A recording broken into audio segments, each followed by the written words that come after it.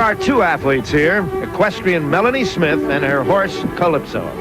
Why does a young woman devote so much of her time, practically a lifetime, to riding and training a horse to be the best? The days, the months, the years of practice. Why?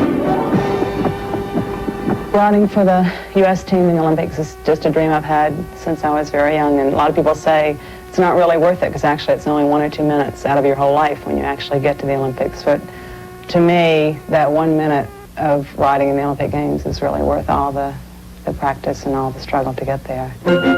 Getting there has taken Melanie halfway around the world, and as she went, her fame grew. In 1978, she was named Rider of the Year. She made the 1980 Olympic team. But as we know now, getting there is not always being there. She manages the care and feeding of the four-legged investments at Windrush Farms. Calypso works there, too.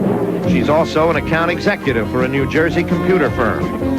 Top division show jumping is done on something called the Grand Prix circuit. In this Grand Prix, all the fast cars are in the parking lot, and the horsepower in the stadium is on the hook.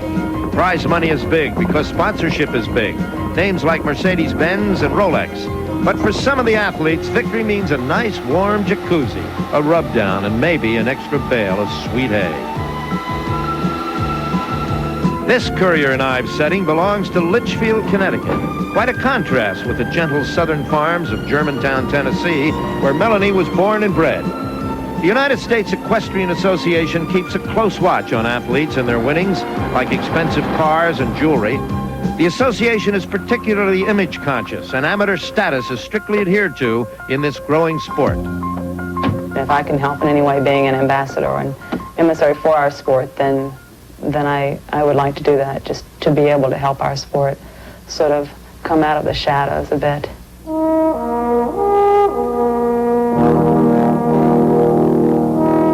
I had a wonderful background as a child because I was raised on a farm, and we had sort of two of everything. It was sort of like Noah's Ark.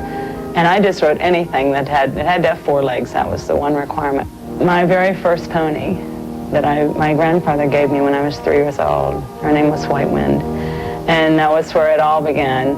And I just spent all my days riding that pony, and she would put her head down to eat grass, and I'd tumble off over her head, and I'd get back up, and I'd scramble back on, and I'd tumble off again.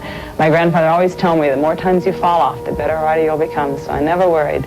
I'd just get back on, and I'd keep trucking away, but I have wonderful memories about my first pony. In the Bible, the book of Job asks, "Hast thou given the horse strength? Hast thou clothed his neck with thunder? He swallows the ground with fierceness and rage."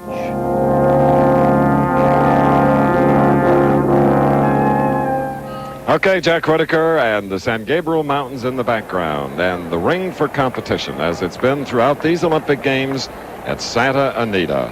250 by almost 600 feet is that vast arena, which included show jumping and dressage of the 3